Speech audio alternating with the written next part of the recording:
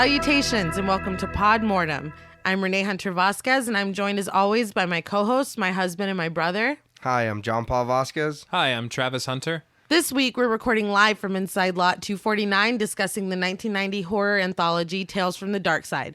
This film is directed by John Harrison and features adaptations of stories written by Stephen King and even Sir Arthur Conan Doyle. Its screenplay also has contributions from Michael McDowell and horror legend George A. Romero. We have chosen today to cover this film because today, May 4th, 2020, is the 30th anniversary of the release of Tales From the Darkside. Do you guys remember the first time you watched it, and what did you think? I remember watching it as a kid. Me too. A lot. Yeah. And so returning to it, I had like this kind of nostalgic situation going on. Definitely. Things that I remembered that I forgot that I remembered. Yeah. If that makes sense. I want to know why John Paul's making faces. I've watched this movie, but not a lot. Okay. We did. Yeah. I remember watching it a lot. Like, not as much as Creepshow, but No. like a lot. Right. I remember the TV series. Okay. But the movie was not some. I mean, I've seen it sometimes, but not like a crazy amount of times. And it's all right. I mean, it's okay. Speaking of Creepshow, Tales from the Darkside is considered to be like the official third I Creepshow hope film. No, I hope Even not. Tom Savini said that he considers I'm it sorry, the third Sex Creepshow. Machine, but that was. They were trying to make a TV show about Creepshow, Right. and it ended up being changed to Tales from the Darkside.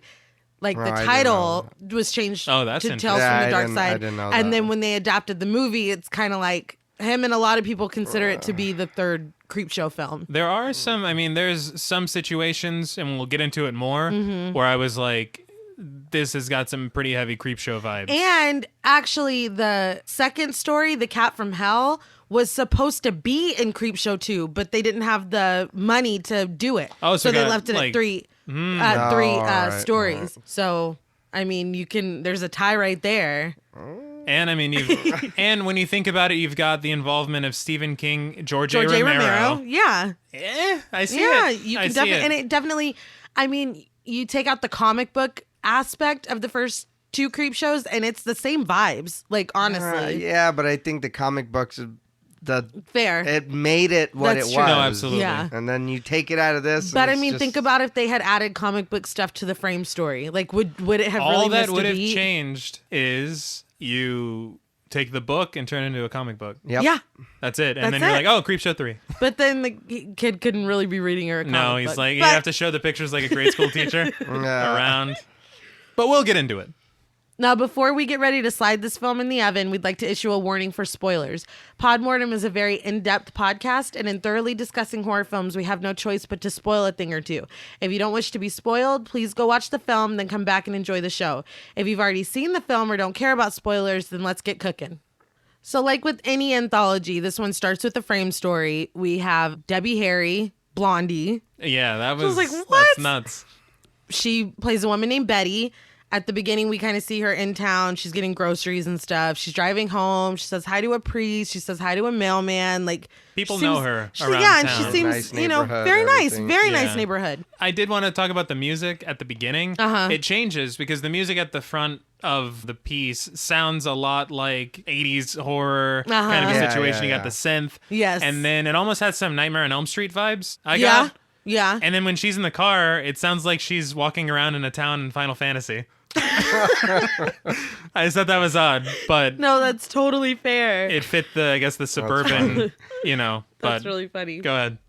Well, so we see the inside of her house before she walks in, and the door, I guess, to the pantry, the doorknob is shaking. Right. And so it's kind of like, okay. Rattling a little. Yeah. Gotta call the handyman. Yeah. So she comes inside, she takes a phone call. She's saying, oh, we're going to have champagne, like that she's preparing for this big dinner party. Taking the phone call on what I believe is the first cordless phone ever made. Yes, it seemed to be so, yes. So she gets off the phone and grabs this package of cookies and goes to that pantry and opens the door, and we see that she has Timmy, played by Matthew Lawrence, chained up in a cage of sorts in her Right. pantry. He's like what, like a 10-year-old kid? Looks about 10, yeah.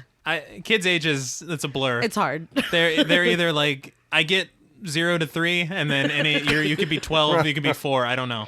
Yeah, same he's thing. very small. Yeah. Yeah, it's a boy, it's a child, Right, and right, he's right. chained up in there. There's already crumbs of cookies on the ground. Like, he's been in here. And he's being fed. He is being fed cookies, but he's being fed. Yeah. I mean, what kid doesn't like That's not a cookies? bad diet. Right. So he's screaming for help, and she's just like, all right, so you weigh this much, and I should have you in the oven by this. Like, she's very chill, very calmly. Well, screamings. He wasn't. I don't know if he was screaming. Help! Somebody! Help. He's weak. All he's had is cookies. I don't think he really wanted Weak? help. Yeah. Are you kidding? He's got a book. I'd be He's got screaming cookies. my Yeah. head off. If He's I'm hanging out with fixing to be Debbie Harry. eaten. I mean, Who wouldn't want that? yeah. So she's very calmly figuring out when she has to have him in the oven by for him to be ready for the dinner party. Because they're going to eat him. Because they're going to eat him. Now, I did notice whenever she does walk in before she takes the phone call, there's a very old-looking broom up against the wall, which I guess is implying that she is a witch. Well, he Right. calls her a witch. Oh. Yeah. You know, I think I put Debbie Harry in the same group as Stevie Nicks. I believe they might actually be witches. I'm sure they are. They're both badass. Oh, I I'll love say them. that much. Yeah. And this gives me like extra cool points for Debbie Harry because I would never No. expect her to be in Tales from the Darkside Right, type right. situation. But I read she also guest starred on the TV series. that's awesome. Yeah, so they brought her back. That's so cool. So, as I mentioned before, he has a book in there, and it's a book that Betty had when she was young. She doesn't really remember the stories from it, but she loves the book. And he's like, well, hold on. Like, I'll read you a story. This is going to be great. He's got a plan. Yeah, he's stalling for time, big time. She's like, is it a love story? And he's like, nah, son. Like, we're not. Listen to this one. So he's distracting her with stories. And this leads us directly into the first story, Lot 249. They waste no time None. transitioning from the frame story straight into Lot 249. Kid's not the greatest narrator leading into He's each not. story. Yeah. no- Yeah. So there's one guy, he's poor, and then Yeah. the other guys are rich. Like, It's that's, like, I'm not yeah. a big fan of this. Luckily, we transition and, And we we find cut out for that out. ourselves. Yeah. Yeah. So I love Steve Buscemi, and he's in this as Bellingham. And he finally Edward looks Bellingham. young. Edward Bellingham. He does look young. Yeah, he does. So this was 1990. Yeah, but he always looks really old now. Well, he's now- old now. Well, no, like even in Big Lebowski, he looked super old, and it was like He looked damn. older, yeah. But Well, in this, Reservoir he's- Dogs, he looked young. That was what, 1 year later? 2 years later? Yeah. No, he looked old in that too. He was already. Really? Yeah. Was it the I'm not- goatee? Maybe it was just the face. He's like got that weird, like he's always like sad, but he's still alive face. Honestly, I can't say much because I believe I have the same style of face. I'm not going to sit here and listen to you disparage Steve Buscemi. I love. I don't appreciate it. I love him too. I love him very much. Well, he's in Lot 249, as well as Christian Slater. I love Christian He's Slater. great. He is one of the most underrated actors, I think. Like, have you guys seen Mr. Robot? Yeah, he's it's fantastic. I was very surprised to Yeah. see him. That's one thing that I have. The contrarian, always. That was one thing that kind of surprised me, and obviously I didn't pick up on it when I was a kid. But the star power Yeah. in this Oh, movie yeah. is pretty great. It's not, I Yeah. mean, well, think about Creepshow as well. No, yeah, Not so much absolutely. Creepshow 2, but, you know, Yeah, the people they got, it's pretty Yeah. fantastic. No, yeah, And I then- noticed that too. Julianne Moore plays Susan, who is Andy's sister, in her first film appearance. Yes. This was her first film. Oh, really? Yes. Yes, and Christian Slater plays Andy. I interrupted you. You didn't get to say that. Sorry, I Christian apologize. Slater plays Andy. Yeah. And then Robert Sedgwick is Lee. I'm sorry to this man. I don't really know who that is, but I don't know who this man is. Sorry, guys. sorry to this man. Yeah. But his character's important. He's just not a Steve Buscemi or a Christian No. Slater. But Andy and Lee are talking at the beginning. Lee has just been awarded the Penrose Fellowship based on an essay that Susan wrote for him. Yeah. Who is his girlfriend and Andy's sister. So Andy's basically like, if they find out, like, you're gonna get kicked out of school. Right. The whole reason he wanted the fellowship was to go to Europe so that they could pay him to go to Europe. And Andy's like, you go to Europe every summer anyway. He's already a rich kid. Yeah, so already, like, this guy's a dick. Like, Yeah. he sucks. But he said he's using the money to buy a Maserati. right, Jesus. yeah, no, Yeah. he I'm sucks. like, how much money are you getting? Right? Damn. What is this Penrose Fellowship? Yeah, and I'm going to apply next year. I'm applying right now. Yeah. So they go inside Andy's dorm, and Bellingham is having, I guess, movers move in lot 249 into his dorm. So they come up, and Bellingham immediately is like, oh, like, I recognize you because you won. He was the main contender. It was between Lee and Bellingham for the fellowship. Yeah. And he knows right away that he got. Like, Yeah, he was tricked or swindled out of it, basically. He was. So he's pissed. There's some tension there. He goes to tip the movers as they're leaving and really doesn't have any money. So Lee steps in. He's like, oh, let me. Like, he's an asshole immediately. But the thing that was weird to me is you look into Bellingham's wallet and it looks like a couple bucks. Right. But then it looked like Lee also gave $1 to the people. It's like, and he's like, holy dog. Yeah, he's like, thanks. Yeah, $1? Thanks. People usually throw quarters at me. So Bellingham already, he's pissed.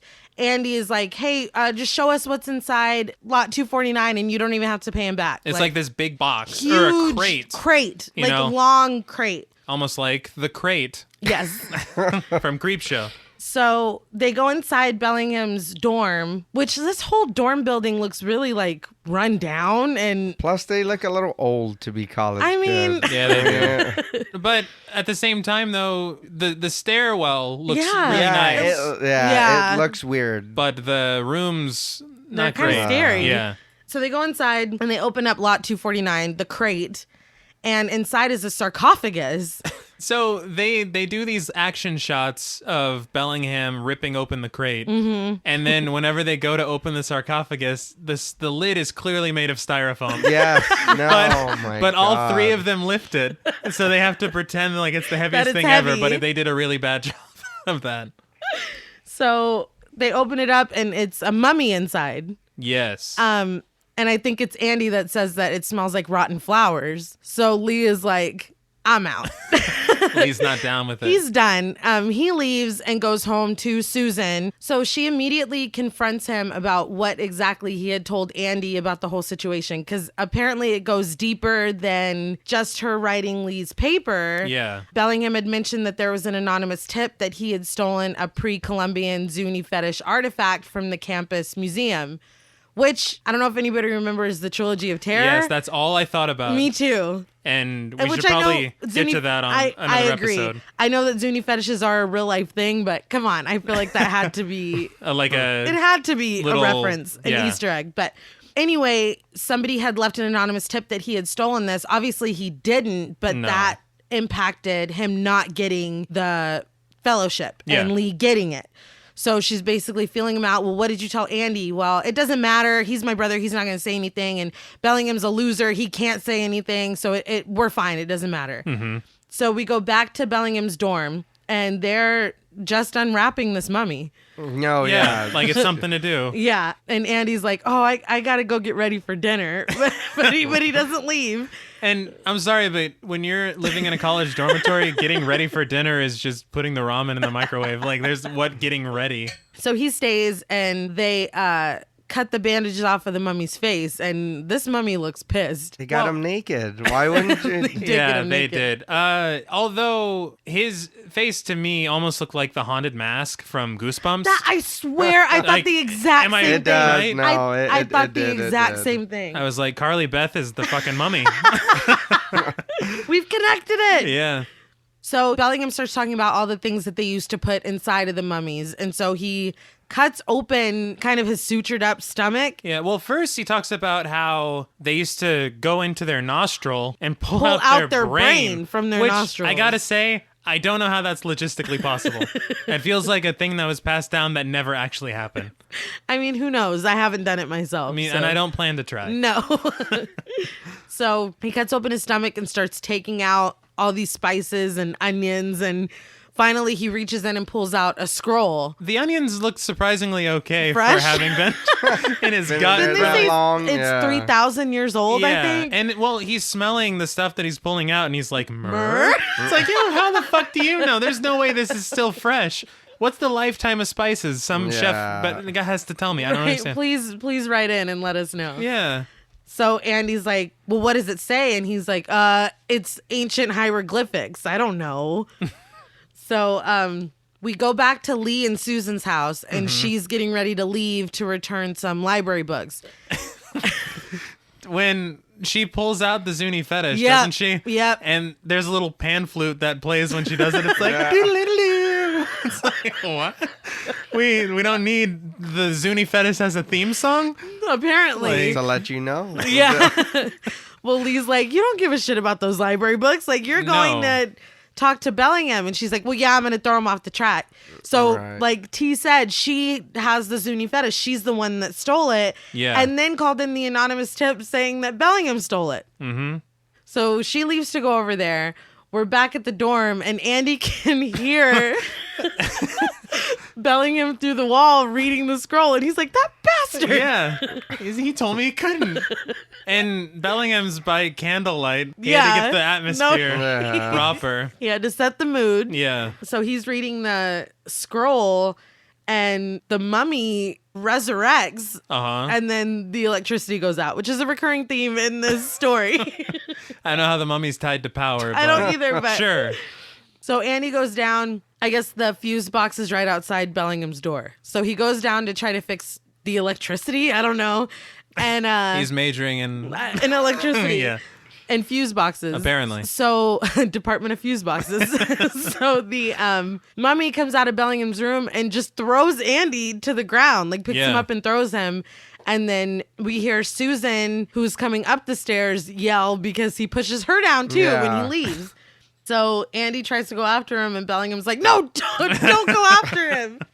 So we go back to Lee's house, and he's asleep on the couch. And the mummy just breaks.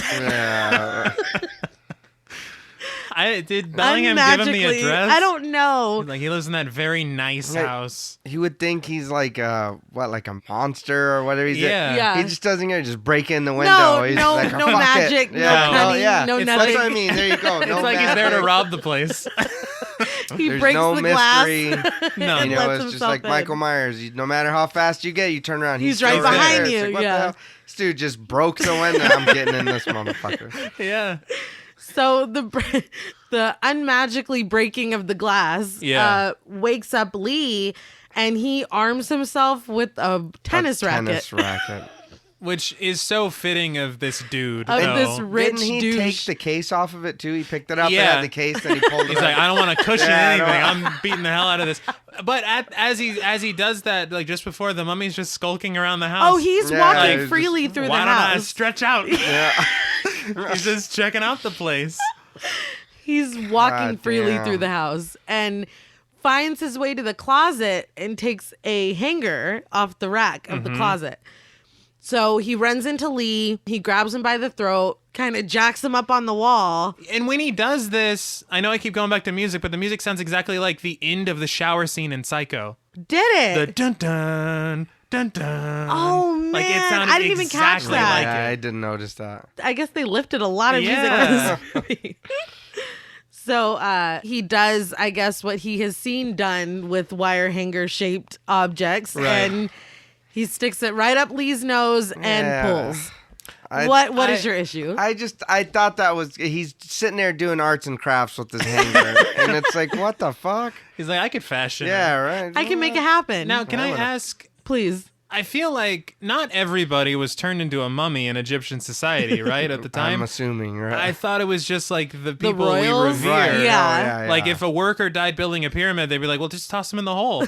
But he's killing them with respect. You're right. Like, that's weird, but... Because I looked at it as this was a bad thing that was done to him, so he's doing it to other people, but it wasn't. This is something great. You're totally right. He's like, let me get that brain out for you, Chief. You don't need that up there. But yeah.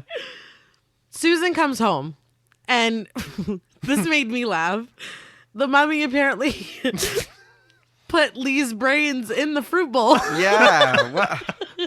Not a big brain, but which only proves my theory that you can't do it. He didn't write that paper. No, clearly he didn't write that paper. No, that's his whole brain. It was just funny to me because this isn't even the room that Lee died in. Like he had to take the brains. I'll move these. It just made me laugh. So she finds his brains in the fruit bowl, goes into the next room and sees Lee's dead body on the floor, and the mummy is just strutting out the back door. No, Like, yeah, just- she watches them just walk out. Yes. It's like, what? Her reaction, there wasn't really. Not No, really. yeah, she's just, No. What she took off the ring and Just like, all right. Yeah.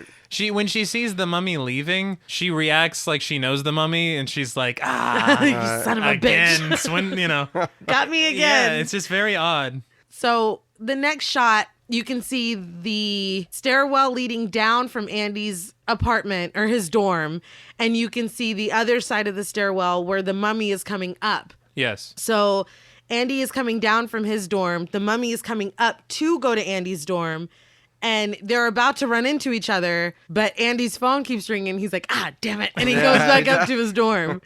So apparently it was Susan on the phone telling him, oh shit, our shitty friend, my boyfriend, whatever, is dead. But you get the shot of Bellingham. Yes. Just he opens the door for the mummy, Yeah, and yeah. you see him just walk past, like, come on in. Come Yeah, on. come back. That'll do, right, pig. pizza's Yeah. here. So in the next scene, I guess it's after Lee's funeral. And she's like, I saw who killed him that night, and he was filthy and he smelled like rotten flowers. And she said he was thin, She did. but which this she's mummy not. is big, dude. He's bigger than your No, boyfriend. yeah, And your boyfriend's a jock. yeah. He definitely wasn't thin. What's her You're concept right. Yeah, of- she did. What say am that. I? Julianne Moore's like, it was a guy that didn't even exist. He was a ghost. He was, yeah. So in the next scene, we're back in Bellingham's room, and the dean and the museum curator are there lecturing him. Mm-hmm. Earlier, we see Susan plant that Zuni fetish back behind something on Bellingham's shelf, and I don't know how the dean and the curator Yeah, found they it. found She, it. well, yeah. I mean, did she give another anonymous tip? And She I'm probably sorry, did. dude, but if I'm the Yeah. dean, I'm like, someone's framing this kid because No, I got yeah, three it's fucking like, tips. How many? Yeah. How long am I gonna believe this? And he's very smart, and he doesn't seem like a troublemaker. No, it doesn't make any sense. But he's getting kicked out for this. Yeah. And No, he yeah. straight up is like, it was Susan Smith. She stole it and she planted it here. He's like, he knows what happened. Yeah. So the curator is kind of looking all around his dorm, which their dorms are huge. No, but yeah, they're. he's looking all around this dorm and he opens up the sarcophagus and he's like, oh man, this would be worth a Yeah. lot of money. Does he have any home training? No, He just comes in, starts open shit up. Like, come on, man. this would be worth a lot of money if the mummy was in it. Yeah. Well, Andy kind of comes into the dorm and Bellingham smiles at him like, you Yeah, know. I get you it. know, man. So in the next scene, back at Susan's house, the mummy just walks into the living room. Well, he's like, I've been here. I know my way around. He knows the layout. He just walks into the living room. So Susan was holding a vase and she throws it at the mummy and he just catches it. She comes at him with scissors and stabs him in the chest, and obviously it does nothing. And so he takes these Fucking scissors mummy. Yeah, what do you expect? and uses them to slice open her back and then shove the flowers inside of her back. Go ahead. But so she breaks the window, or he breaks the window. Yeah. Yeah. And then instead of her trying to go through it, she just screams. there. Yeah, Yeah. she asks for help. And Yeah, he's like, that it's nope. like, wouldn't you try to launch yourself out there even if you knew? It's like, I would rather take my chances jumping Oh, from jumping. Oh, a 100%. 2-3-story window then than go have toe-to-toe the mummy. with this Yeah, with mummy? the That's mummy. not happening. And they were on the ground floor. They were, so it makes even less Oh, sense. You're what right. the hell? They were? Ground floor, Oh, no. yeah. Yeah. Oh, fuck that. But I will say the slashing looks great. No, it A does. lot of it looks does. great. Looks real No, it good. Yeah. Very bloody.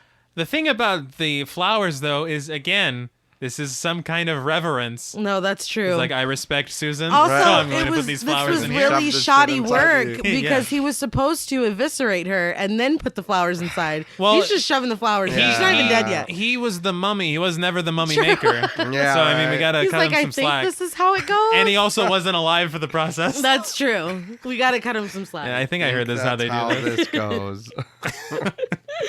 So Andy finds her in the chair with the flowers shoved in her sliced back, Mm-hmm. and she's got like paper wrapped around her like she's a mummy.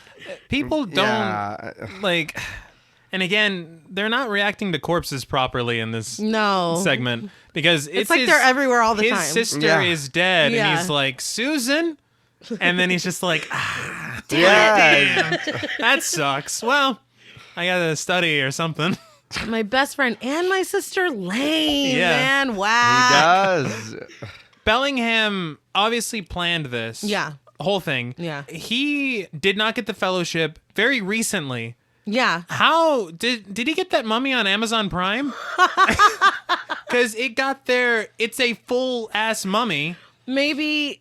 I mean, you're right. How far ahead was he planning? Yeah, this? he's like, well, if I don't get it, I'm gonna fuck up whoever Yeah, does. right. Well, he had said he had said at the beginning that he was going to sell it for a lot of money because he's like, well, guys like you don't have to worry about it, but I do. So maybe that was the initial plan. And then when he he found was the like, you know what? scroll? Fuck this. Yeah, Okay. I'm using this. I'm going Fair to use enough. this to my advantage. Fair enough. Well, after Andy finds Mummy Susan, we're back at the dorm and the electricity goes out again. Mm-hmm. So Bellingham goes outside his dorm to try to fix it and somebody just knocks him out unceremoniously. Yeah. So when he wakes up, he's tied to a chair and clearly it was Andy that had knocked him out. Mm-hmm. He grabs his giant ass thesis that's in a box and throws it under the chair and he's like, well, I'm gonna light you and the thesis on fire. And this is before you had it saved on your drive, so you could Yes. just, Yeah. I'll just print out another copy, so this Andy. was a really big Yeah. deal. All your printing credits and So he says he's gonna set him on fire. He goes over to the sarcophagus and opens it and the mummy's just in there and he's like, yeah, I figured he'd be back. Yeah. well, he says, I'm gonna roast your nuts, is what Andy says. Very specific. Yeah. So the mummy's back in the sarcophagus and Andy just starts snapping its fingers off. And I gotta say the resolution to this one was pretty funny to me. No, I agree. And we'll get to it. Yeah. But he's snapping his fingers off and he throws the fingers in Bellingham's lab. And for somebody who was elbow deep inside this mummy yesterday, I guess, he's pretty squeamish Yeah. about the fingers being thrown at him. The fingers are going to be used as kindling to roast his nuts. Yeah, but he's like, ugh, like there's enough kindling. Like the Yeah, we fingers don't- aren't going to do much more. Fair. So Andy leaves to get some matches to get this started, and Yeah. Bellingham's like, da da da da da. Like he just starts chanting. He takes Yeah. this opportunity to wake the mummy back up. So the mummy, and this is the part that was funny to me. The mummy starts coming at Andy, and Andy has this electric knife, like A Fucking turkey. turkey. what you carver, that's yeah. yes, and just saws his leg off. He came prepared. Nobody else did. No. But this mummy is like murdering people and No, like so yeah. strong that he threw Andy to the floor and he just saws his leg off with this knife. It's his only weakness. Apparently, the thinness of his body. Yeah. So he saws the leg off. He rips his arm off. Yeah. I mean, it's just This is the same arm that held Yes. Lee by the throat up in the air Yes. against a wall. rips it off, and then the mummy is crawling across Bellingham, I guess still trying to get to Andy. Yeah. Yeah, and Bellingham looks afraid. He is afraid, yeah. And Even though the mummy's there, His- it's his bro. Yeah. They're in cahoots. so Andy takes the knife and puts it in the mummy's mouth and just saws the top of his head off. Throws it in the fire. Yeah. Which works. It works. It's done. Yeah. And the head was full of bugs. It looked really Yeah. gross. Yeah. But Now that I understand Bellingham being scared. Yeah. Yeah. So he really makes short work of this mummy. Yeah. And Yeah. he's like, so where's the scroll? And he's like, ah, man, like Bellingham's like, you don't need the scroll. It only controls that mummy. You already killed it. It's fine. Yeah. He's like, where's the scroll? So he tells him where it is. He gets the scroll and he burns it. And Bellingham's like, look, like killing me isn't going to bring him back. And Andy's like, but letting you live will bring him back. And Bellingham's like, shit. Good point. got me. Good point. Which is a really good question. No, Because that yeah. usually in most movies, people are like, it That's won't. true. Yeah. Yeah. He's like, okay, and? So the scene kind of ends. And we see in the next scene that he let him go. Yeah. He's in the back of a cab and he's acting like a fucking psychopath. Well, Yeah. wait, because as he's leaving the dorm, he's talking to Andy and he's like, you're never going to see me again. And then Andy's like, yeah. And he kind of walks away. And then Bellingham's like, but I'll find a way to keep in touch. And I'm Yeah, like, Andy, he- did you hear that? What? Nothing. So he kind of reveals, I mean, the cab driver's like, what the fuck? And he's like, Yeah. oh, I'm just thinking about this guy I know who doesn't know the difference between, the scroll and some hieroglyphic porn. Yeah, and because he switched out the scrolls. Yes. But the cab driver's like, whatever, nerd. Like, what airport are you going to? I don't give a shit. Shut up, nerd. So he's doing his thing in the back seat, and we go back to the dorm. Andy's on the phone with his mom talking about Susan's funeral. In walks Lee and Susan in their brain scooped out and flower stuffed forms, Yeah. holding tools to do the same to him, and they're like, Bellingham sends his regards. And We don't get to over. see the red wedding. We don't. Reigns of Castamere starts playing. And that is lot 249. So what did you guys think of lot 249? It was better when I was a kid. Yeah? I think as a kid, it was because I was a kid, it was like, oh shit, that's a mummy. You know what I mean? But Yeah. then now, of course, you're older and then you see all the stupid shit that goes on and it's like, what the fuck? Like, it's just funny. You know what I mean? It's, Yeah. And I get it is what it is, but it was just more funnier to me than it was actually being creepy or scary. Yeah. It was just like, oh shit, what's he gonna do At now? least It's the like, acting was good. I No, mean, it we was. had It was Shimmy, good. and Christian then they Slater, had good Julianne people. Moore. Yeah, they had good people in it. I think my thing, because I did like this segment. I do too. I think the reason I like it is because mummies are underused No, in yeah. horror. That's true. Yeah. And when you see a good mummy story, and this was a pretty good mummy story, you're like, more mummies, please. It did remind me of The Crate, Absolutely. but There- I there would were. say it was a better story More than The Crate. If Billy from The Crate could have been in lot 249, Then it's a perfect. yeah, Yeah, it's absolutely perfect. But this was the one that was based on a story by Sir Arthur Conan Doyle. Right. Which I did not know until watching it this time. I wonder what was changed, what Yeah. that story is about. Yeah. Because for some reason I find it hard to believe that it's about college kids and a mummy, Yeah. I highly doubt it, but it was inspired by Right. a story from him. But I thought that was pretty cool. No, and honestly, when we're talking about this being like the spiritual successor to Creepshow, Mm-hmm. as we talked about in the first and second episode, it's a story about revenge. Yes.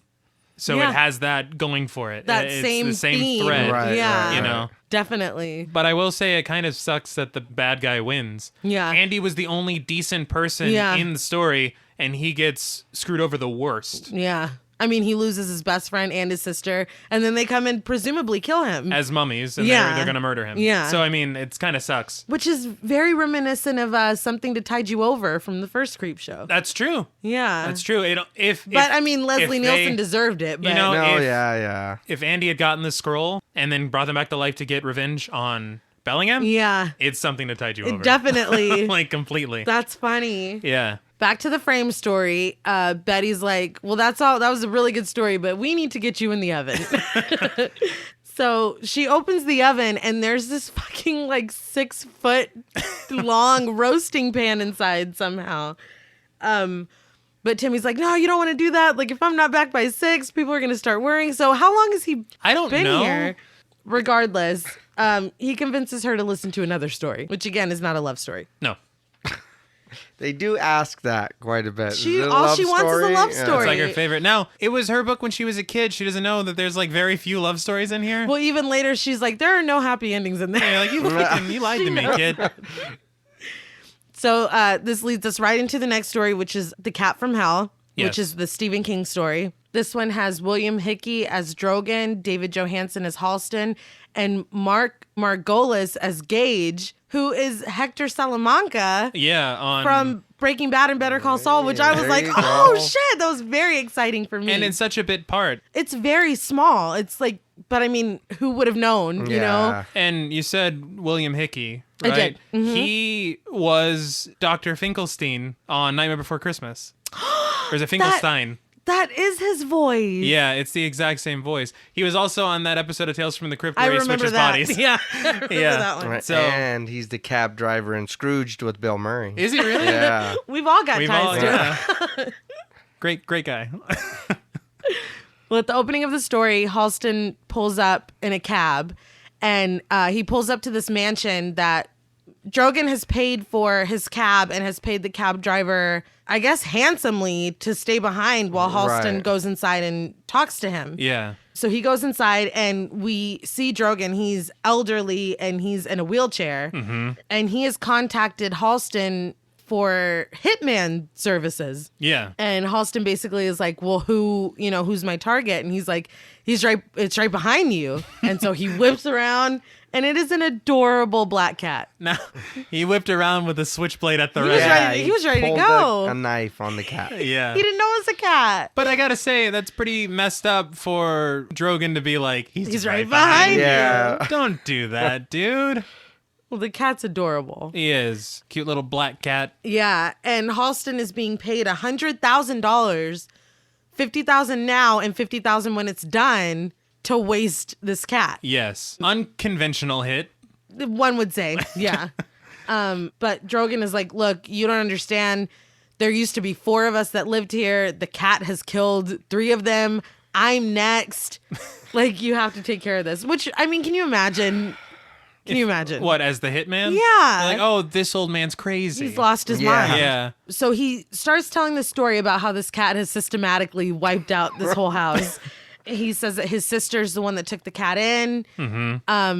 And he's pissed from jump. He's like, cats hate me. I don't want it in the house. Now, I will say, again, as we're bringing up Creepshow, in all these flashbacks, it's blue lit. It's lit with only blue light. I did notice which is that. very Yeah, I did reminiscent notice of that. Creepshow. No, the elements are there. Yeah, like, this for sure. Of all the stories, I'd say this one would, and it was Yeah. supposed to be in It was Creepshow supposed too. to be, It yeah. honestly seems like they filmed it then and then just never Right, used it, but just they didn't have shoved the it in money, this so one.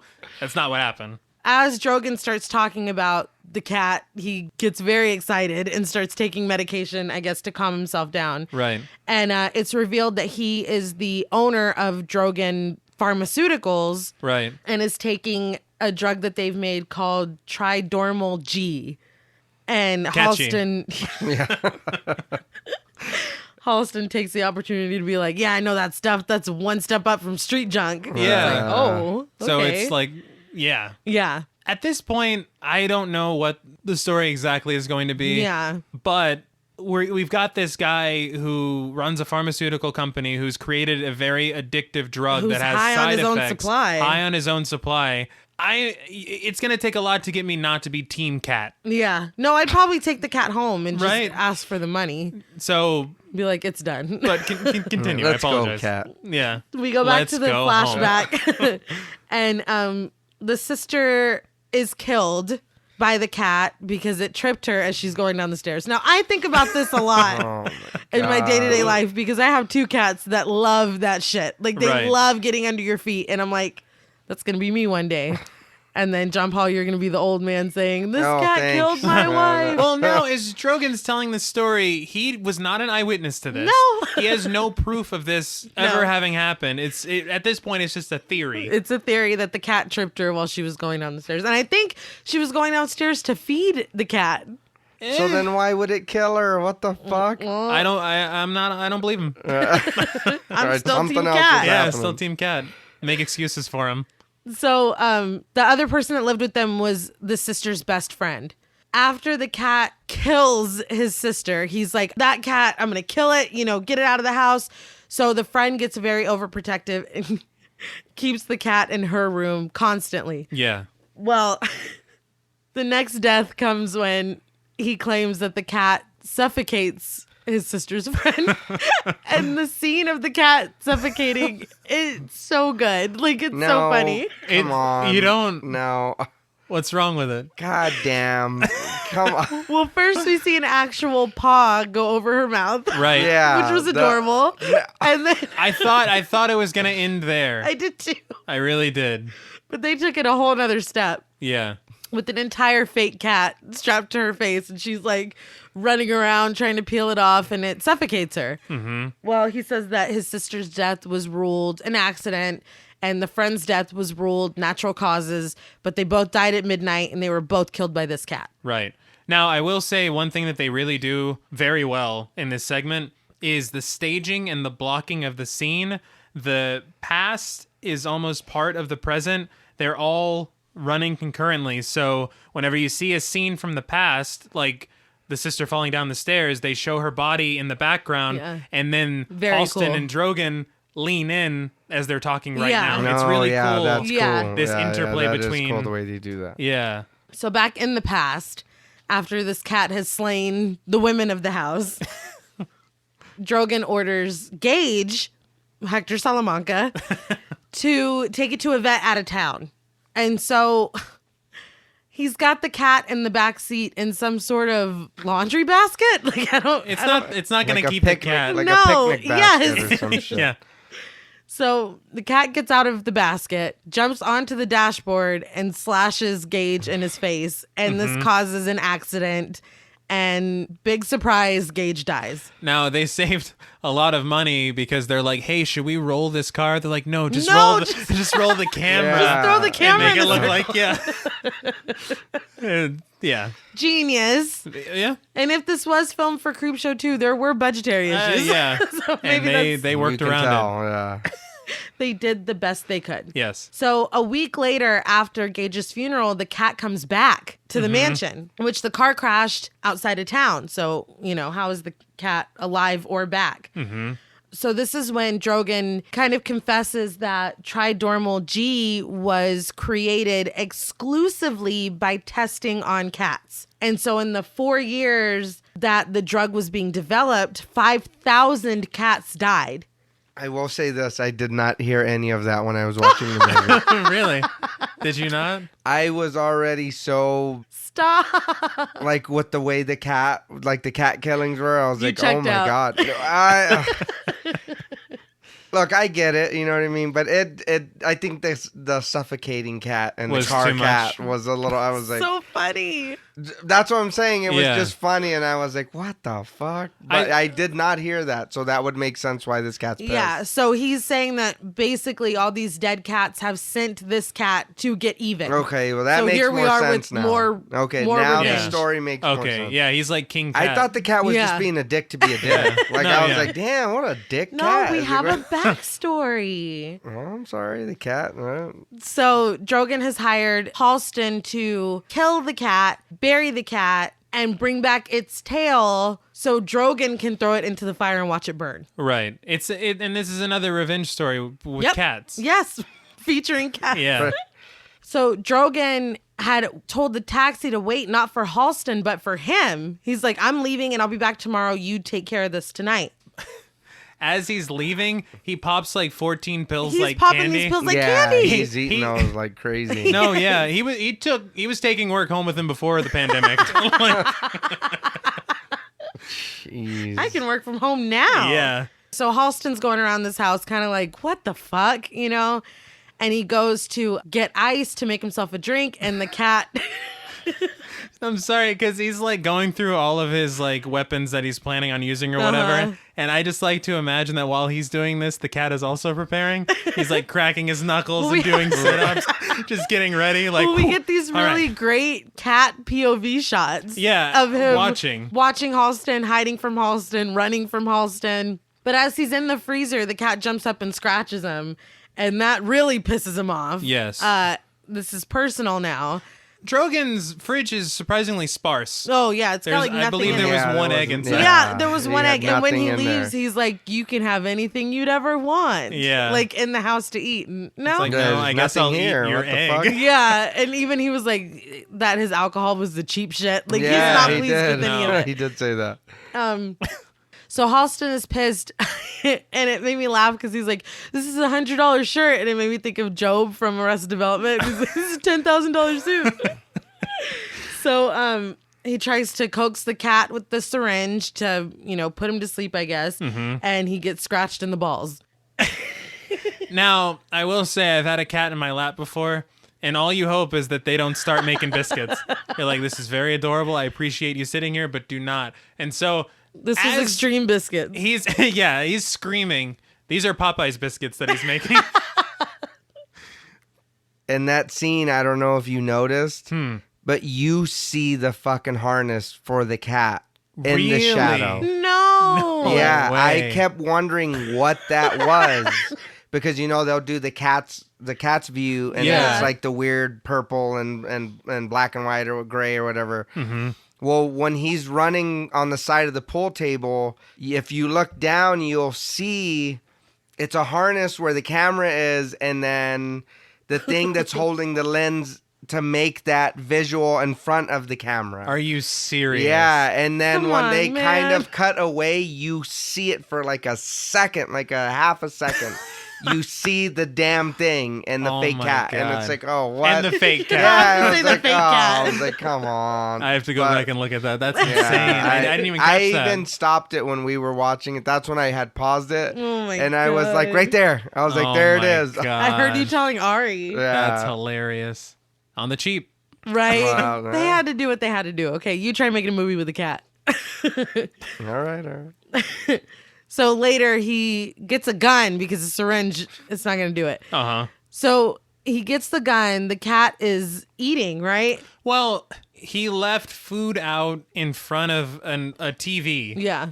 And I'm like, this is your best plan? I mean, I would go. I would sit there and but eat he and could have watch poisoned TV. the food. But Oh, you're saying that's not attractive to a cat? why would you think that the cat's like, oh, shit. Dinner to like, show. Yeah, but I mean, the cat is obviously on another level. Right, Yeah. right. He doesn't. Why would he think the cat would trust this? Well, he did. But that's The cat comes and starts eating the food, and Halston lines up the shot. but he's But talking he's the talking, whole time. yes. With this big goofy ass gun. Yeah. Like, Oh, come on, it's dude. ridiculous. So he has the cat in his sights. He fires the gun, and then the TV explodes. But the cat keeps eating at first. Yeah, Yeah, no, get he's fucked not this. even Like, bothered. whatever, dude. Yeah, he's not worried about it. So this leads to a mono gato Yeah, I don't. struggle Yeah. and ends up with the cat crawling inside of Halston's mouth. Now, okay, two things. As they're fighting, this house is getting trashed, and I'm like, Yeah. I hope Drogon's okay with this, because if he comes home and he's successful, he's like, look, good Your news, place bad is news, fucked Yeah, up. right? Got a little dirty. But the cat jumps into Halston's screaming mouth. Yes. Which, if I'm Halston, I just don't understand why he allowed this How to this happened. Yes. And it's unsettling. No, it's disturbing looking. Yeah. I mean, clearly it's not a real cat, but his mouth looks crazy. His face yeah, looks crazy. it does look weird. Yeah. It's- And there's some points it's a real cat, not a real face. Some points it's a real Yes. face, not a real cat. Yeah. Yeah. And And, they they switch. alternate it. Yeah. But the entire cat crawls inside of his mouth. Yeah. You see, like, he hits the floor. You see the throat bulge as the cat is traveling down, and the cat, I guess, kind of settles in his stomach. I guess. And Halston's dead. It's done.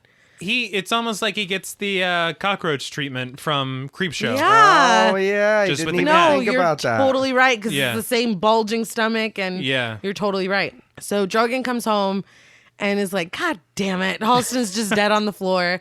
He kind of gets closer and looks, and the cat starts crawling out of Halston's mouth. Yes. And Drogon is horrified and is trying to get his pills open. I mean, Yeah, I'm gonna get high before I die. yeah, priority number one. Yeah. So the cat is covered in blood. It crawls out of Halston's mouth, jumps on Drogon's lap, and is kind of yowling. Yeah. And Drogon has a heart attack and dies Uh-huh. and drops his pills on the floor. But how do you survive in the stomach acid that long? He's a cat How from did hell. he do any? How did he do any of I this? mean, I Yeah. don't know. He It's dodged a just- bullet. Yeah. You think He's a little Neo. stomach acid is going to stop Yeah. I him? mean, fuck, come on. I will say this. They missed an opportunity. The pills falling on the ground into the blood could have been a really cool looking cinematic shot with It the could have colors. been. Yeah. It wasn't, unfortunately. Yeah. But the cat licking himself clean, Yeah. it made up for it. Very I'm cute. like, I love this cat. So that's it. That's Yeah. the cat from hell. He got his revenge. Yeah. Yeah. You know? I really like this segment. I do think that it's the most comical segment of all of them. Definitely. I think it's Yes. I would Like, say it's yeah, the you know, weakest yeah. one. I think it should be in the middle. That You doesn't think make this it is the weakest bad. one? I do think this is the weakest one. You Interesting. don't? No. And we'll talk about that in a bit. I think this was the funniest one. It was Yeah. definitely the funniest I one. prefer Cat's Eye myself, but I'll take. But yeah, and I'll- we'll Gotta probably do get to Cat's that as Eye. well. We but- have to. But this cat was all right. He had some moxie. For Yeah, sure. did. no. So you weren't a big fan of this one? It was, but I think like all the over the top stuff was was like, and I get it, like I said, it's a creep show or whatever, you know what I mean? Yeah. But yeah, like I said, it's just now being older and then watching these, it's like, man, these are really cheesy. It was like, damn. I these like are... the cheese though. No, I do too, but I guess I don't know how to say it without like sounding like now, like when you have movies like Hereditary and shit like that, where man, it's like yes. even The Exorcist, where it's like there's not a lot of.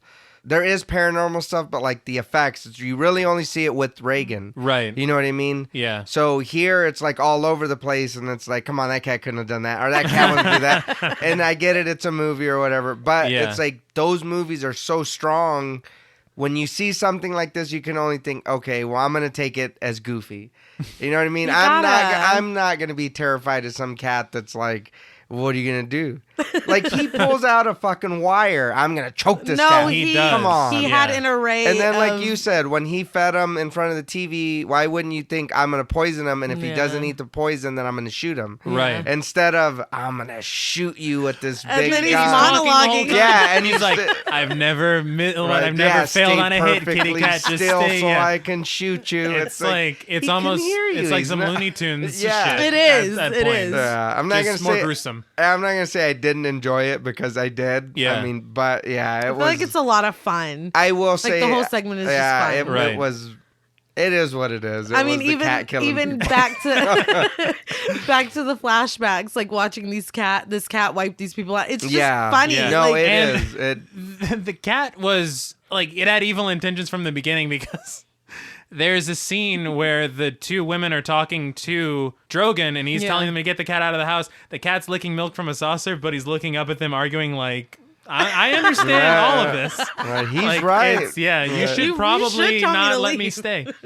But yeah, I mean, this isn't gonna end well for any of you. a black cat is triumphant at the end of this story. Yeah. How can Which it is be always bad? good. It's How can always it- Oh good. yeah, No, this one's just a lot of fun, I think. it is. I'll Yeah. say that it's fun. So we're very briefly back to the frame story, and Timmy is running out of time. No, yeah.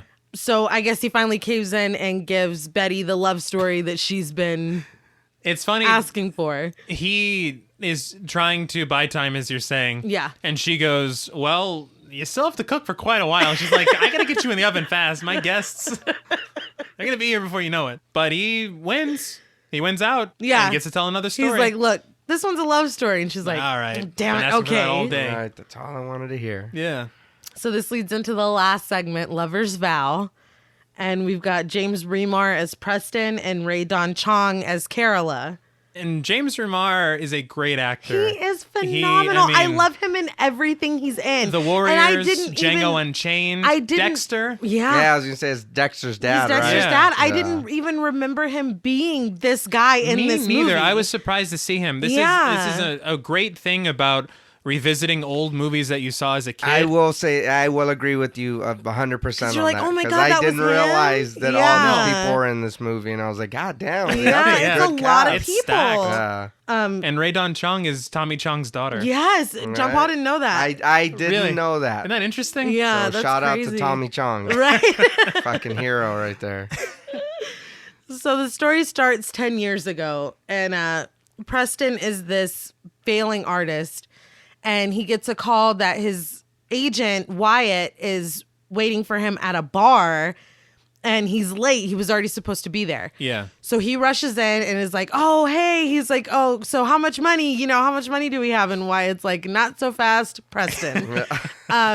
You haven't sold anything in 4 months. If you don't get your stuff out of this art gallery, they're going to throw it away. And also, I quit. I'm not your agent. Like, it is just, Yeah. it goes from That was bad to rough. worse. Yeah. What I love is when he's like, I can't live on 10% of nothing. And I'm like, damn, the math checks out. Right? Yeah.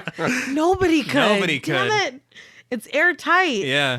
Oh, but the guy, There's a guy sitting at the bar that's providing exposition because Wyatt right. Wyatt mentions a woman The who owns gallery, an art gallery, Yeah. and he just mentions her name, and Preston, of course, knows who he is. But the guy at the bar leans over to the bartender, and he's like, "She owns an art gallery," and he's like, "We don't what? Okay, sure."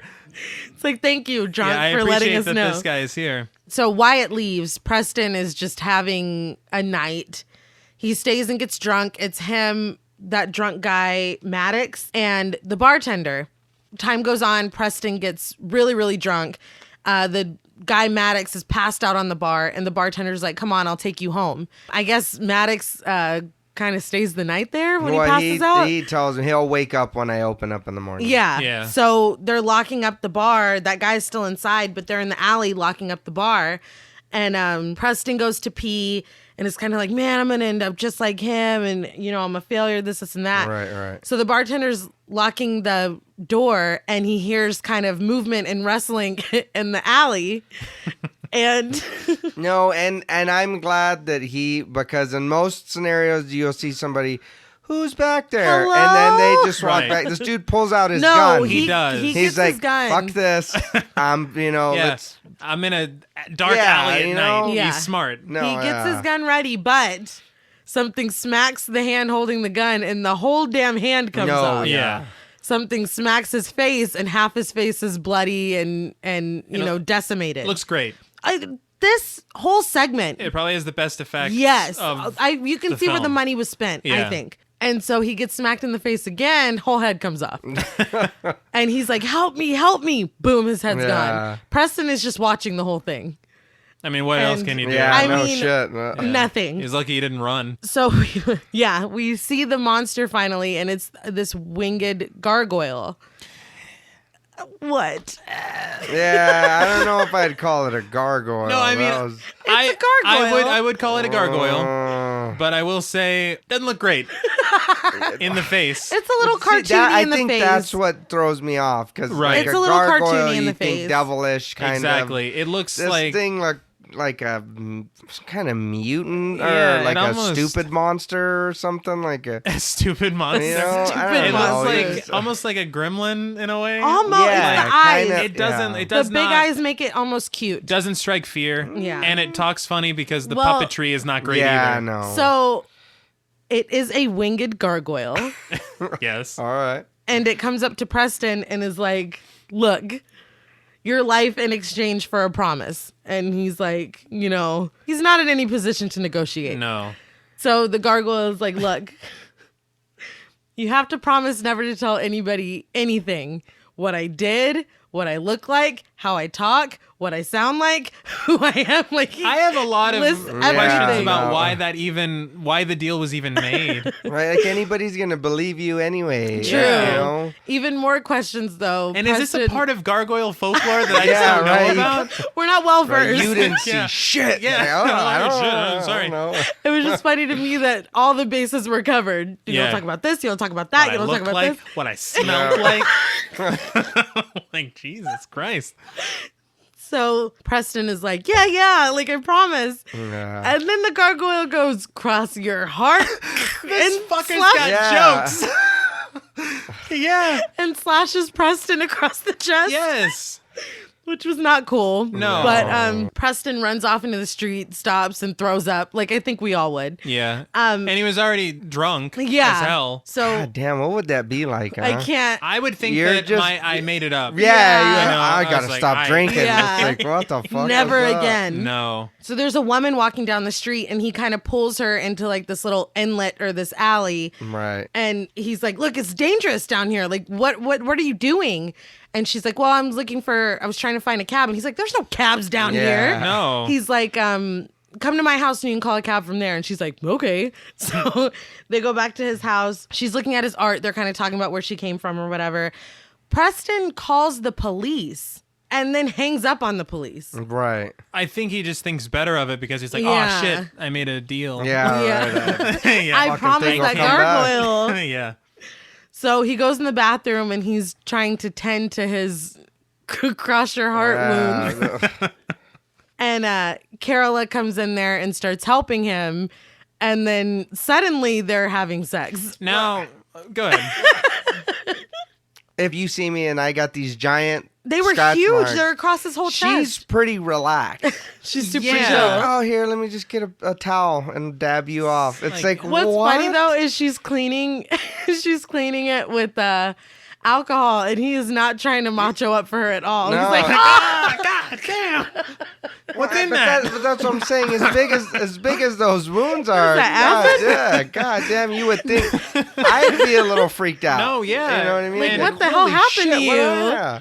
Carol is clearly not a nurse. no. One thing I will say is rewatching this as an adult, I do not remember that sex scene happening, and it's because We were probably, our Yeah. parents, whenever things would get a little too racy, they would either forward the parts or they would shield the eyes. Right. Now, the funny thing about that is this never happened for gore, but because a man did get decapitated earlier, that was but fine. Yeah. I feel like that's a lot easier to explain to a kid. He once had a head. Now he No, doesn't. no, it doesn't. Yeah. But to explain their weird "take my breath away" sex scene. Mom, Yeah. didn't they just meet? Yeah, Listen. it doesn't matter. Look, Listen. yeah, sometimes it doesn't matter. I just remember, and like I said, it was my two older brothers. So whatever I watched, there was no course. censorship. There Yeah. was just confusion. It was just what's is happening here?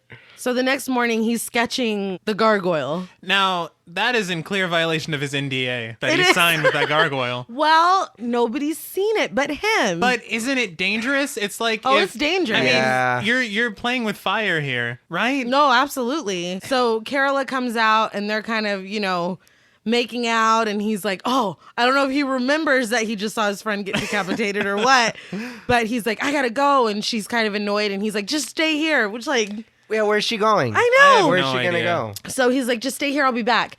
So he goes down there, and it was all real. They're putting the bartender's body into an ambulance, which I mean, he's gone. Yeah. Like- The coroner would be Yeah. smarter. Yeah. Like, look, we'll try to retach his head. We don't know. It's gonna be touch and go for a while. touch and go. And the drunkard is like, someone cut his head off. Yeah. It's like, yeah, we And see it, guy. Is Who let that? him out? Yeah. Is that guy- Great question. Because the bartender was supposed to let him out. Yes. Oh yeah, Yeah. that's right. How'd you even get out here, And Maddox? why does that guy look like Neil from He looks fucking like, dude. right from Chappelle Show? Dude, I wrote that down. I Yeah, said, is that does. Neil's his friend dad? looks like Neil Brennan. Yes. Yeah, that's gotta It's like be his John dad. Brennan. We're like, what Yeah. the? No, he looks exactly That's like so Neil Because Brennan. funny. I was thinking about that and I was like, there's no way that this is the same guy. No, it can't be. So I kept looking at him and I was like, I was like, maybe it's just a coincidence or it's his family member or I was like, but That is No, so you are no, so funny. yeah. I right. was like, he looks exactly like that dude. I was like, fuck. Preston goes back home and Carola is gone. And he's even like, yeah, I wouldn't have stayed either. No. Yeah. So he goes back to drawing gargoyles. I still He can't stop. I mean, look, if something this crazy happened to me, I would want to do something about it. I'd want to write a song about it. I'd want to process it. talk about it. And he's I an can't artist. talk about it. You can't talk so about it. you got to Yeah. find your outlet somewhere. So Yeah. I get it, but at the same time, anybody finds these fucking No, drawings. yeah, you're Yeah, done. you're That's it. How done. do you explain that? Yeah. Carola shows back up and she has her bags. And she's like, oh, my friend that I'm staying with, her boyfriend came home and he's basically like, I don't care. Just come inside. Which Yeah, is like, they just met. yes, It's like, damn. yes. They're moving very quickly. Very, very quickly. So he's super chill about her, I guess, just moving in. And she mentions that she called a friend of a friend who owns an art gallery. And he's like, well, that's the hottest art gallery in town. Like, how convenient. How convenient. So she basically said how much she loved his art, yada, yada, yada. So in the next scene, he's a huge success already. Yeah. And she mentions that one of his pieces sold for $23,000. They're popping champagne and, everything's great. Until Maddox walks up and he's like, man, I mean, he's drunk. Right. Yeah. Right. And As he is wont to be. right. Yeah. Basically is like, I know you know more than what you're telling. And Preston and Carola kind of brush him off. Well, but why would he assume that? Maybe because he was Yeah. the only other one there that night. I mean, but he was passed out when they left together. So Preston he doesn't know. No. So I don't know. That's not really fair. I mean, it's No. true. He does know more than he's saying. Oh, yeah, but Maddox doesn't know that. He's 100% right, but that doesn't matter. So they go back home and Carola tells Preston that she's pregnant. To Yeah. which he responds, We gonna make this little bastard legitimate or what? Yeah. Like, Which is that- the sweetest marriage proposal I've ever seen. I guess. Well, but she was open to it. She wasn't like, what did you just say to me? Well, then he proposes proper Uh-huh. after. And then we flash forward 10 years. So I guess this would be present day for us. Right. Right. And Carola sees a piece of paper, I guess, sticking out of a desk drawer or something. And she pulls it and it rips. But the corner piece is one of those gargoyles that he was drawing like mad. But only a piece of it comes out of the drawer. So Wyatt is back representing Preston. No. Yeah. That was odd to me. Yeah. Wyatt, Preston, and they have 2 children. They all show up. I guess it's Halloween. It looks like they've been I'm trick-or-treating. guessing, yeah, because they were in costumes. or Yeah, something. but they never mentioned that it was No. Halloween the night that, because this is 10 years to the day that they met. That never came up. No. Although maybe that does. You're like, okay, well, maybe on Halloween gargoyles are allowed to fuck around. Just and the like, one yeah, night. hang The out. one night. But I did find it weird because I was like, oh, the kid's just dressed, because I saw the daughter first. Yeah. And then I see Preston come in and he's looking like Snake Plissken with Yes. his fucking eye Yeah. patch. And I'm like, did something happen? Was there an accident Did that he I lose missed? an eye in the last 10 years? I mean, it's been 10 years. Things happen in 10 years, but I guess it was Halloween. So Wyatt is babysitting the kids while Preston and Carola go out for the 10-year anniversary of the night that they met.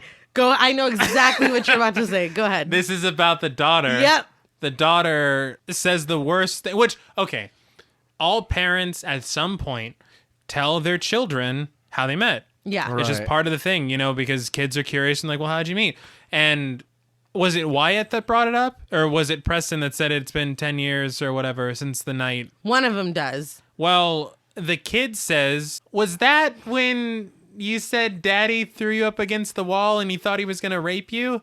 And she goes, yes, darling. I'm like, Did you not catch that? No, This I is the could barely worst. hear what Yep. was Yeah, said. Yep. I was like, what the hell? Yep. That, what? Yeah.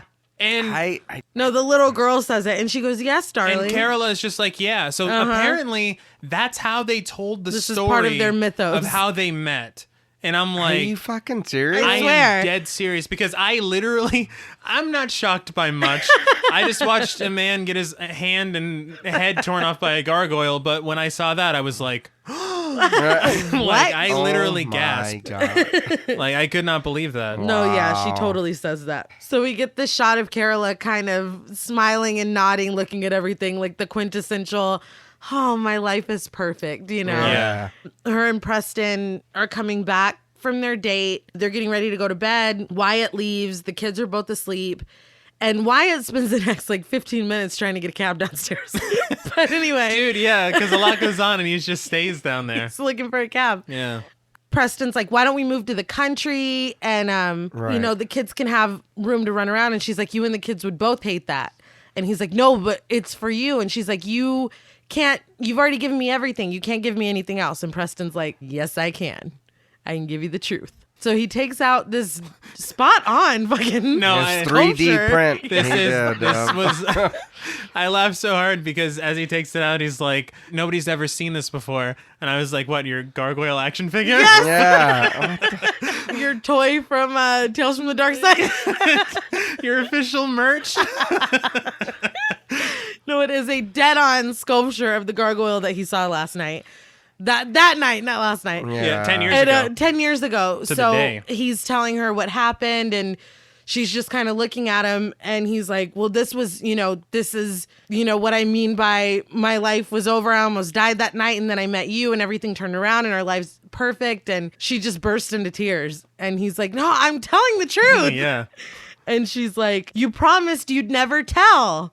And so that's when you're like, Oh. Huh? Okay. so she starts screaming as her body is being ripped apart and she's transforming back into this gargoyle. The kids wake up because they hear her screaming and they run into the room. And again, it all looks really good. No. Now, to a point, Yeah. when she's coming apart and you're seeing the gargoyle bits piercing Yeah. through the flesh Yeah. and the blood and Yeah. the meat, Yeah. it looks very good. Yes. But when she's completely gargoyle again, you're like, oh, this looks like that TV show Dinosaurs. Yes, like the dad with the silly face. Exactly, yeah. No, I was like, you know. And then here's the thing, turn too. down that rock music. Why be mad if he loves you that much? He's telling you. Promised. He promised. But hold on, though. But it's you. He promised. He's telling the gargoyle. It's not like he's telling anybody else. He's telling the gargoyle? Right? But hold on, though. That's a technicality. He doesn't know. Hold No. on. There is he no didn't know. technicality. Yeah, there is no technicality in gargoyle world. She's like, wait, you're telling me, but No. I'm the gargoyle. Shit, No. doesn't count. But the thing was is that she says that, like, even in her gargoyle form, he was like, I loved you. And she's like, and I loved you too. But you broke vow. it. But it's like, why wouldn't, when he started, when you saw that action figure, she should Put have it been away, like, shut put it away, up, put it away. don't do Yeah. it. Just be quiet. No, she just sat there and let it happen. Yeah. Yeah. Yeah, I But don't you know. also have to get to the kids. Yeah, the kids come in and they start transforming into baby gargoyles. And again, doesn't look great. I think that's what bothers me is it's like when you see Carola turn back into the gargoyle, it looks fantastic with her Right. face, all the makeup. It's like if you had spent half as much time on the children? actual creature design for these children and the main gargoyle, we wouldn't have any problem. It's the same problem I have for the Creep Show. Yeah, no. You did the makeup and the wounds very well, Yeah, but the that creature is creature not great. looked- yeah. And the creature is make or break. That's fair. I still like the gargoyle because it's a little cute. It shouldn't But be. it decapitated a bartender. And the little gargoyles are really cute. They shouldn't be. Didn't we see? Don't they have one at the Museum of the Weird in Austin? Yes, they do. They have one of They have one of the gargoyles from the Tales from the Darkside movie. Oh, really? Yeah, Oh. literally there. Yeah. So basically, that's it. She tells him that he betrayed the vow, and then she rips his throat out. Well, she screams because I guess she's in pain. She's like, you betrayed heartbroken. your vow. If you're that heartbroken, just turn back and then be like, all right. We don't know. I don't know gargoyle folklore. Yeah. To where she it's may like- have no choice. You know what? Yeah. I used to watch gargoyle cartoons when I was younger, and they didn't do none of that shit. No, they Yeah, didn't. None of Wait, that. so you're telling me they didn't marry a man for 10 No. years, bear his children, Bear his half gargoyle And children. then they chew his throat protected out? people. And the kids weren't even like, what is happening to us? No, Yeah, they knew. That's Yeah. the part that made no sense because after she chews his throat out and he lies dying on the floor, the kids are just like, all right, They let's get out of nuzzle here. up to Right? her. Yeah. Yeah. This is So then she okay. They're grabs not like, both what's of wrong them. with Dad? You just you murdered our father. Yeah. No shit. Going home with Took us you. trick or treating We are tonight. home. Right? They just had a good time. Yeah. Now it's like you just ripped his fucking throat out. Yeah. Uh, Unless she broke the rules and she's like, look, there may come a day that he fucking breaks this and then Right. I got to chew his throat out and then we can just be the three of us. Then we break We'll be out a trio. through the skylight. Yeah. Because that's what they do. They fly out of the skylight, perch on the top of the building, and then turn to stone. And it's a So mom now gargoyle they're with just their two fucked. babies. They don't even get to grow up because this lady's so upset that he Maybe on told- Halloween they'll get to come down and make another promise. Now, I will say the last shot is very cool And sad. because it starts the same way. It Yeah. starts with the one. gargoyle Yeah. peering down into Preston's apartment through a skylight, and then it ends with them all three together as the stone gargoyle. So it's It's kind of sad. neat. It's bookended. It's a little sad, but it's also a little Yeah, but I mean, that's shitty, man. You just That's not fair. not to the ugly kids or the gargoyle They were kids. but- cute. nah. We got different ideas of cute. Man. Yeah, I don't know. So what did we think of Lover's Vow? Are you thinking this was the weakest one? I think this is the weakest story. Ah! And I will tell you why. I have two reasons why. One, the creature design. The creature design kind of kills this story for me. The story is great. This is my favorite one. I will say I would prefer that they weren't gargoyles. I did read that this was based on a Japanese folklore. I read that too. and it was a ghost. Yeah. It wasn't a gargoyle. ghost. And I think Yeah. I would have liked to have seen At the that. end, she might have turns much been- back to better. a ghost. That might. I think my whole Maybe they beef- already had the gargoyles made. And they're like, we got to use these. my it's gonna beef go to waste. is like what you're saying is their faces. Yes. Their faces are really silly. They're Yeah. not scary. Like They're if I not s- scary. I'll if give I you seen that. that, I'm not gonna be like, are you friendly or are you here to kill me? It's like, what's happening? It's like, you don't look like a gargoyle. You look like some kind of mutant, whatever the fuck. But I think that too kind of took it away from what it was meant. I don't think the story was bad, but I do feel like the faces killed it. Like it was. It's my favorite story. And to show the faces so much. Yes. That's the problem. Yes. If they could have shot this so differently that it's just like this like thing, Yeah. you know, and you don't even really see the faces And the all wings that look much. cool. The wings look No, cool. yeah. The bodies look cool. body look it's cool, the too. face, and it's down to the face, Yeah. and it just looked bad. It really did. He's not wrong. Well, it's my favorite story. No, Moving on. The story's great. No, Don't get me wrong. the story's fine. It did though. The faces do kind of kill it. So Disappointed. So was I. So the stories are done. We're wrapping up the film with the frame story. Betty is like, look, like you're out, you know, and Timmy's like, no, there's a really good one. And she's like, well, you should have read that before because you're done. That's true. So he starts telling his own story. Now, it's kind of sad to start because he said that his brother had a paper route and his brother got sick, and so he was running the paper route for it. So he's like Dante from Clerks. He wasn't even supposed to be here today. And he ends up in a witch's like dungeon. Basically. Right. She's like, you can stop telling the story because we both know how it ends, which Delicious. is pretty rough. Yeah. It ends with toothpicks. It ends with Crispy peeking Timmy. So she opens the door to come get him out to cook him. And he's like, but Timmy remembered he had marbles in his pocket and he throws marbles on the floor. She slips on them and drops the keys. So he grabs the keys. Well, she slips on them into like a weird.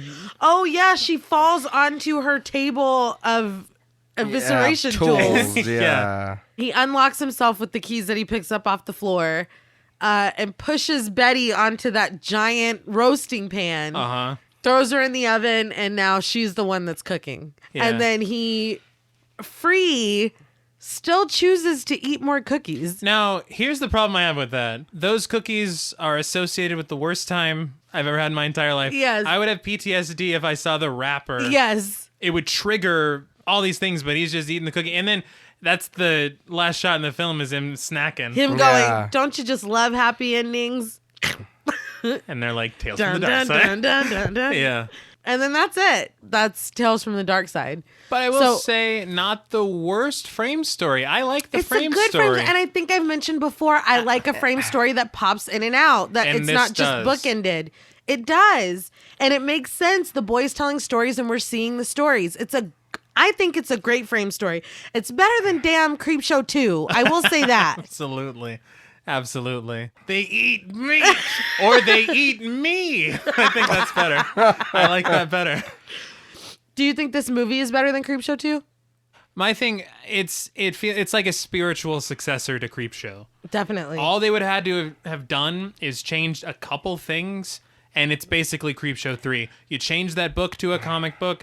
You add some lighting into the stories like they did for Cat from Hell, but in all of them with Add the mummy, some all comic that book stuff. panels. Right. Comic book panels, and then have maybe the creep is somehow involved, right? And if you do those things, in my view, Tales from the Darkside is better than Creepshow 2. Agreed. I don't know. And you know what? I didn't even know that until your sister told me that about it. It's Me supposed neither. to be in I didn't know that Creepshow either. Me 3. neither. But I'm not even gonna lie to you. I feel like a studio had it. Just me going off of what I knew before. I felt like a studio had the money and said, "Get this guy, and this star, and let's rip off Creepshow." Like straight Really? up. That's what I felt it was a Creepshow ripoff. And it was like, okay, so you had some money, you threw it around, you got Christian Slater, this guy, that guy, and you try to make something that was supposed to be scary, and it wasn't. None of those stories are scary. Not one of But those none of stories Creepshow are is scary, really. Exactly. I mean, Not now. Not no, not scary. now. Yeah. But No. I feel like even when I watched this as a kid, that's how forgettable it was, because it was like I don't even remember this shit. It was like it was nothing to me. Like it didn't. It was really nothing. did. I Like, totally disagree. I would Yeah. rather watch the first two Creep shows than this. I I'd would've- rather watch the first the first Creep Show. 100%. But I enjoyed this more than I enjoyed Creep I know Show nobody 2. can see, but I'm giving you the Thor face. The really, The Daenerys. yeah, Yeah. really. So I know which one was your least favorite. Yes. What was your favorite story? This is where it gets tough for me. Okay. Okay, because I really enjoyed Lot 249. Yeah. Because the mummy and mummies don't get enough representation in horror, I don't think. But I gotta say, the most entertaining, the one I enjoyed the most, probably was Cat from Hell. Wow. Because I mean, to me, it felt like a Creep Show segment. It did. And Okay, I'll give you're you not- that. you're No, not wrong. yeah, I'll give you that. I could see that in Yeah. a Creep Show movie. And No, yeah. also, it doesn't hurt. I'm a cat man. Yeah, definitely. So to see a cat all through the segment and get and victorious be at the end, triumphant. Yeah. I think that one's my favorite one. I've already said Lover's Vow is my favorite. I feel like it's got the strongest story of the three. What about you? It has the strongest story. Yeah. Definitely. You have an issue with execution. I Absolutely. understand. And I would have liked to have seen the ghost instead. That would have been cool. I'm not going to lie. That would have been cool, but I want to say that one as well, just because of the story. The was your Lover's favorite? Vow? Yeah, just because of the I- story. I do agree with you though on the faces, because they're not scary. I feel like if they No. would have changed the faces just a small tweak to make them frightening, Yes. then it would have been like, holy shit, Man, that's I why totally it get was. what you're saying. It but would have if- been my favorite. Yeah, If no, I or the see- ghosts. Ooh, I bet no. the ghost There would would have have been been no topping badass. it. There would have been Yeah. no topping it. If I see something slap somebody I know and its fucking head comes off, the face can look like fucking Winnie the Pooh. It doesn't matter. It doesn't matter what the face But looks like. Nate, I'm not James Remar. I'm at safe. home Yeah, watching this, it's- not impressed. All right. You got a point. So to wrap it all up, on a scale from 1 to 10 vengeful cats, Best segment. sidebar. Yeah. And again, nostalgia did play a factor in this. Right. I don't have the same love for it that I do for Creep Show, but it is still heavily a nostalgia thing for me. For sure. And it is comforting again to watch in that weird way where it's like, I know this, I know, you know what I mean? Like, I had a lot of fun watching it again, I will say. I give Tales from the Darkside 6 out of 10 vengeful cats. You go ahead, because I want to. Okay. I looked at this, tried to look at it without the nostalgic lens, but I did not succeed. It's hard. It is. Here's the thing. I also had to think about how I rated movies in the past. Did I like this more than Creep Show that I gave a 7? No. Yeah. Did I like this more than Creep Show 2 that I gave a 5? Yes. Yes. So for that reason, I'm giving Tales from the Darkside 6 out of 10 vengeful cats. All right, so here, this is where we're gonna go ahead and I'm gonna stop you right there. Okay. All right. For me, there was no nostalgia Right. Right. because I could give a shit less about this movie. Yeah. Like, Okay. and no disrespect to anybody who made the movie, started the movie, whatever, because I love them all. Uh-huh. But going off of what you said, did I like this better than Creep Show 1? No. No. Did I like it better than Creep Show 2? No, not at all. Yikes. Have I watched this more than Creep Show 2? Not No. at all. Yeah. Have I watched it more than Creep Show 1? Nope. Do Yeah. I have any attachment to this? Nope. It means This is just literally some shit that nothing. you watched. So It's you were able to, there was no nostalgic lens. Objective- no, at all. Yeah. So Uh-huh. I'm going in this as watching this pretty much not like a first timer, but like watching it and actually watching it.